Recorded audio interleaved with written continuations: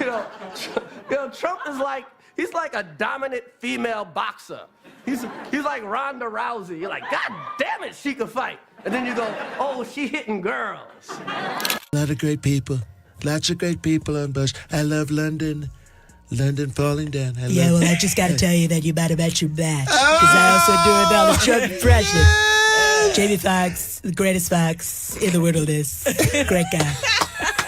Yes. Do you have the yell? You gotta get the yell. They tried to give me the virus. You know what he does there? I beat the virus. They tried to give me. You know that. Yeah. He just turns into people. He just turns into people. It's that is amazing. so good. I love her. Have you ever seen his She's rock? African. I love her hair. Can we? She's African. I love his. I love his sweater. He's got a great sweater. He's got a great. Excuse me. They tried to give me the virus.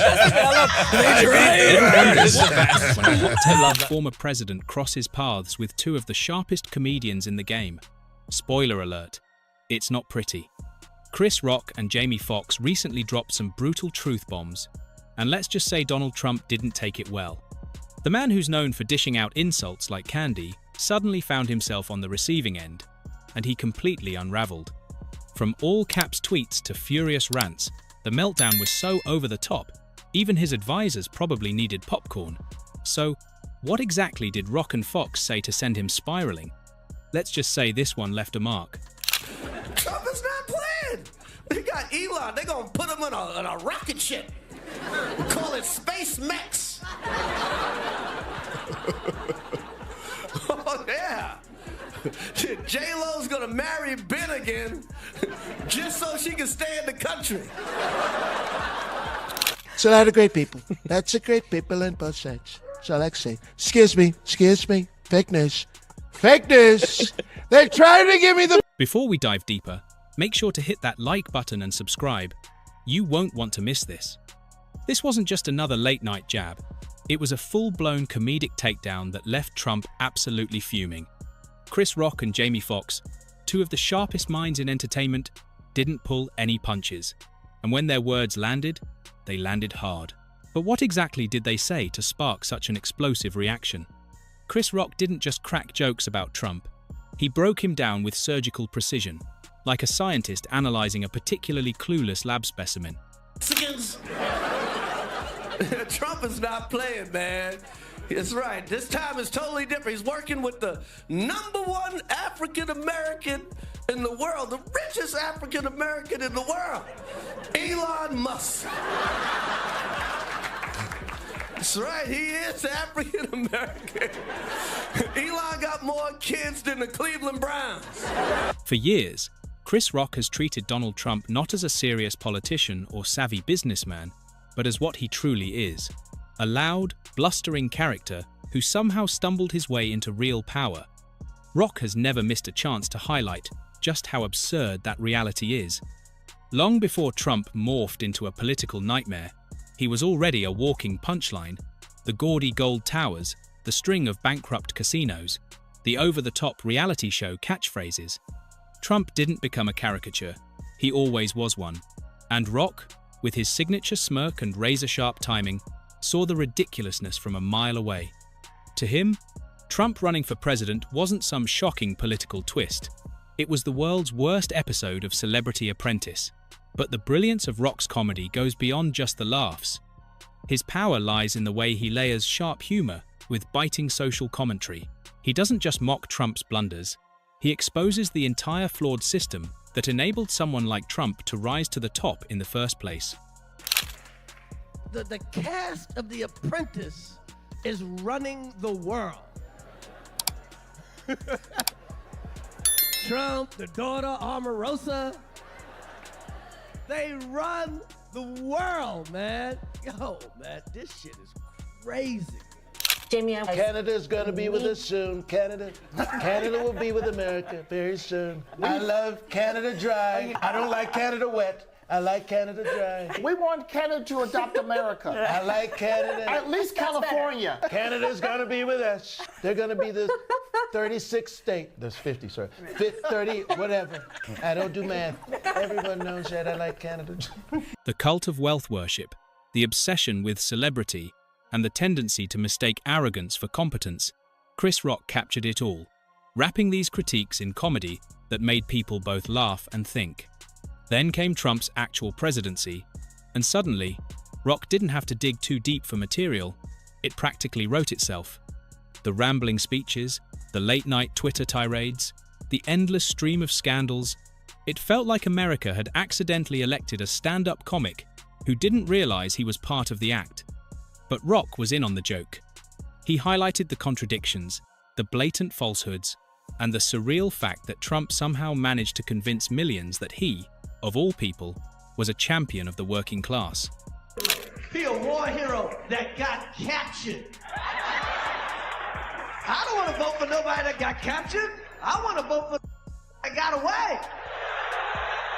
Trump, who rarely, if ever, apologizes for anything, sounded like he's softening a little on McCain. And certainly if there was a misunderstanding, I would totally take that back. But hopefully I said it correctly. On the Kelly file, McCain's daughter Meghan couldn't be angrier. My father has been in public office since before I was born, and this is one of the grossest, most disgusting comments I've ever heard, which is really saying something. I'm 30 years old. And it's because it's not just an attack on my father, it's an attack on all veterans, and it's an attack on all people.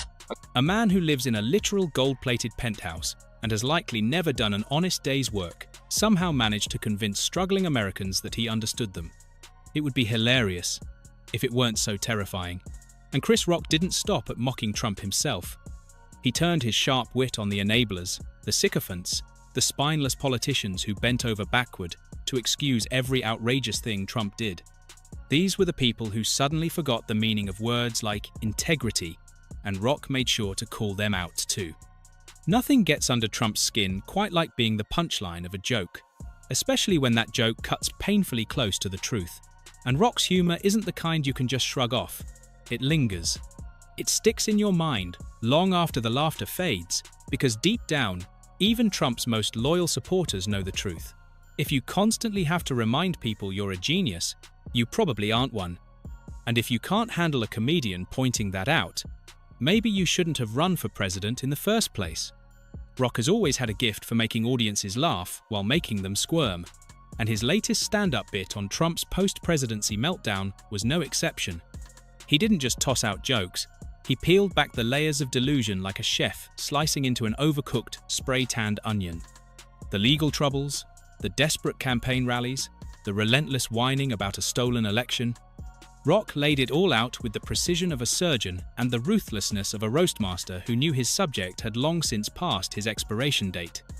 Trump's post-presidency, as Rock pointed out, has been anything but dignified. And the rallies? Rock couldn't help but marvel at the absurdity. 2 years out of office, and Trump was still touring the country like a washed-up rock band clinging to its one hit from decades ago. The election was stolen. Trump howls, while the rest of the world has already changed the channel. Because you think a lot of parents would, encourage their children's kind of high aspirations. Yes. But like you told your mom, When I was a kid, before I wanted to be a comedian, my dream was to be the president of the United States. It's the only real job I ever wanted. Okay? Only time I wanted an office. I wanted to be the president of the United States. And I told my mother, and she's like, you better not, you'll get shot. Because that's the playbook. Deflect, deny, insult. But here's the thing. Chris Rock doesn't need to fire back. The joke already did the damage. That's the power of great comedy. Once it's out there, it lives rent-free in people's minds. And for all of Trump's bluster, he knows deep down that no amount of shouting will ever make that punchline disappear. Just when Trump thought things couldn't get any more humiliating, Jamie Foxx entered the scene. If Rock hit him with sharp facts, Foxx delivered something even more unbearable. An impression so uncannily accurate, it was indistinguishable from the real thing.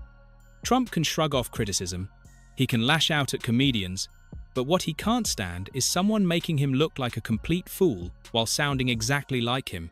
And that's where Jamie Foxx thrives. He nails everything. The awkward pauses that make Trump seem like he's buffering mid-sentence. The mindless repetition when he loses his train of thought. The sudden tone shifts from cocky to whiny to pitiful in seconds. It's so spot on.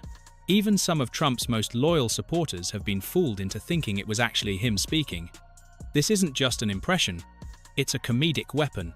Well, listen, honestly, some of the people around this say, let's not get political, but Jamie Foxx did the worst impression of me that I've ever heard. A terrible Trump. It wasn't that bad. It was so bad. A lot of times people say it's bad, but it was actually the best Jamie, impersonation of me that I've ever done of me. Jamie, it was a disaster. And I wasn't even there. Jamie, the saying Ray could have actually seen how bad it was. To be honest with you, Stevie Wonder said it was amazing. So do you believe that blind guy or the other blind guy? You know what? He's a nasty There's a lot of great people. He's a nasty, pathetic. What's your go-to impression? I've been working on my Trump. It's a lot of great people. Lots of great people on both sides. That's excuse me. Fake reviews. Fake reviews. But then came the moment that really made Trump see red. One joke, one line so brutally on point that even his most devoted supporters had to suppress a laugh. Chris Rock compared Trump's mounting legal troubles to a deadbeat dad dodging child support, always making excuses, always blaming someone else, and always acting surprised when the consequences finally caught up. The lawsuits, the investigations, the indictments, they were piling up like bad Yelp reviews at a Trump casino. It was the perfect analogy, the story of a man who thought he could outrun accountability forever, only to find out that the real world doesn't work that way. The crowd erupted. Even those who had spent years defending Trump as some kind of misunderstood genius had to admit, it hit way too close to home. Rock didn't rely on caricature or exaggeration. He just dropped a simple, scathing truth. Trump's entire post-presidency is one long, exhausting performance to avoid facing the music. And if there's one thing Trump hates more than being called out, it's being held accountable almost as much as he hates a microphone that doesn't make his voice sound like he's addressing a rally in North Korea. Naturally, the meltdown came fast. There were furious rants, rambling attacks on woke comedians, and of course, the classic fallback, declaring that Chris Rock is washed up. We need fucking bullies. Shit, that's how Trump became president. That's exactly what happened. We got rid of bullies, a real bully showed up, and nobody knew how to handle it. A lot of great people on both sides. I love Cameron. She's great. I love all of her movies. I love Charlie's Angel. I feel like I'm a Charlie. By the way, the best Trump I've ever seen. Excuse me. Fake news. Fake news! Like if it's Dave Chappelle, bam, it's crazy.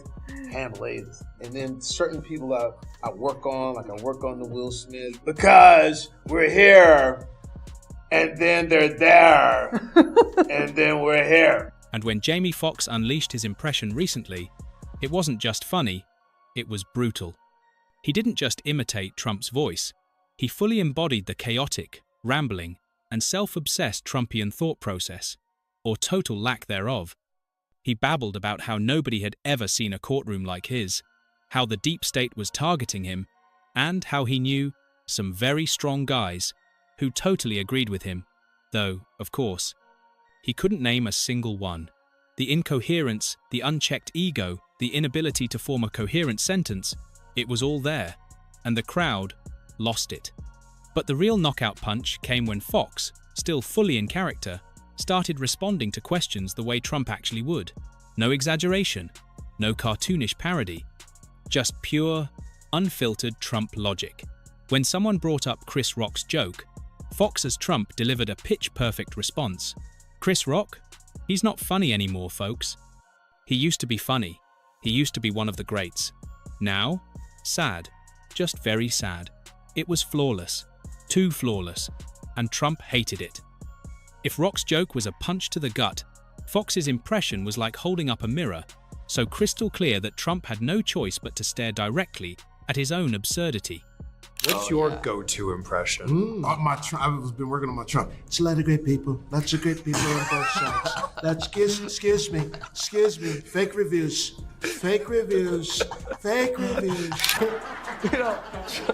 Trump is he's like a dominant female boxer.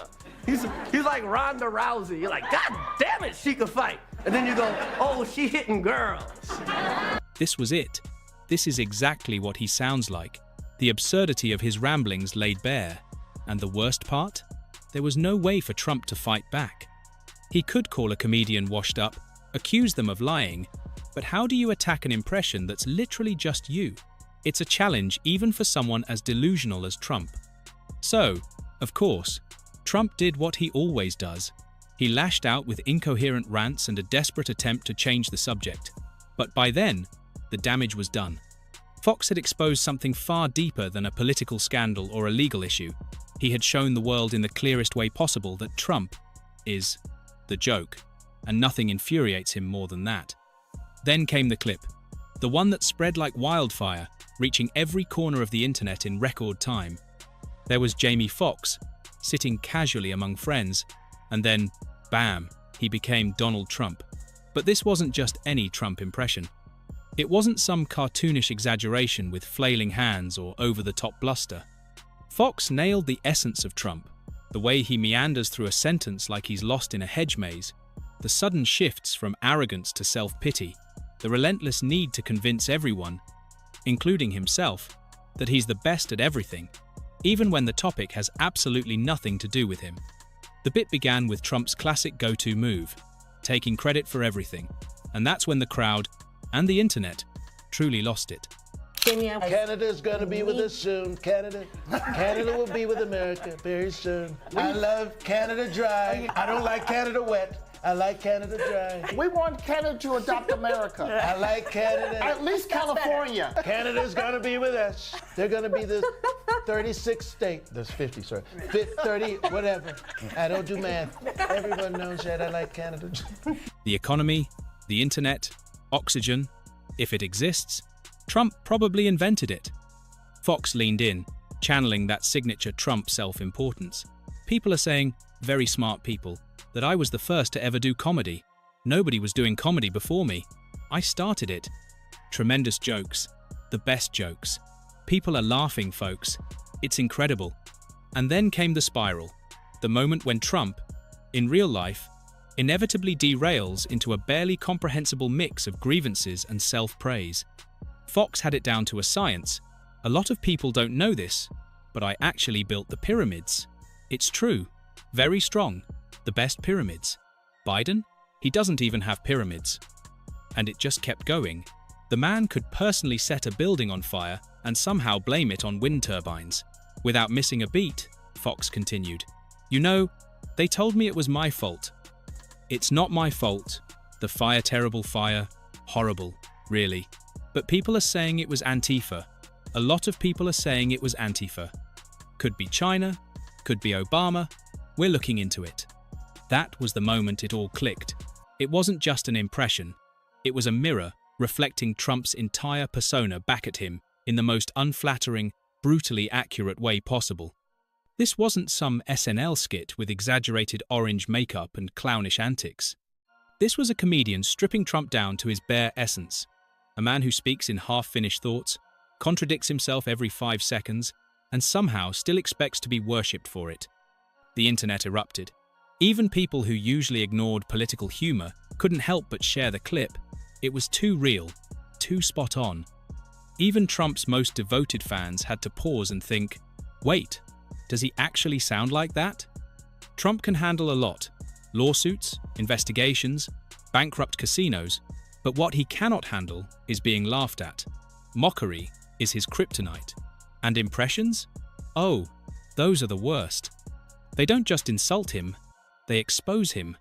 They strip away the illusion of power and control, leaving behind nothing but a blustering, incoherent mess.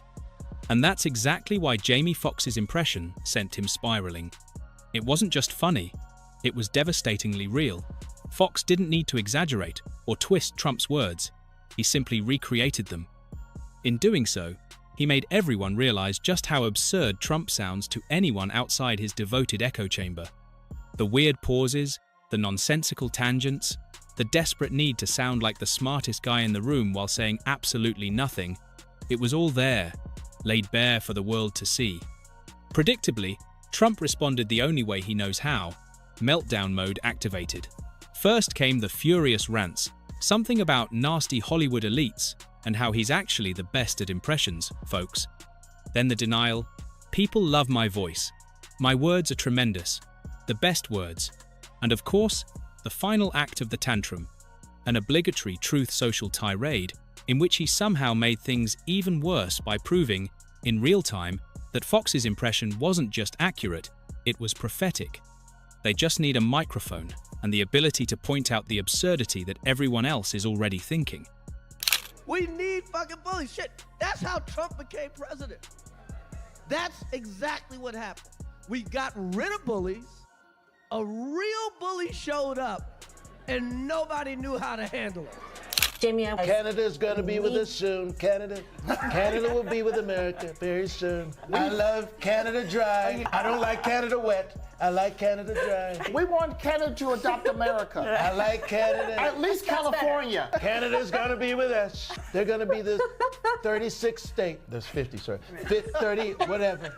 I don't do math. Everyone knows that I like Canada. And that's exactly why Trump hates them.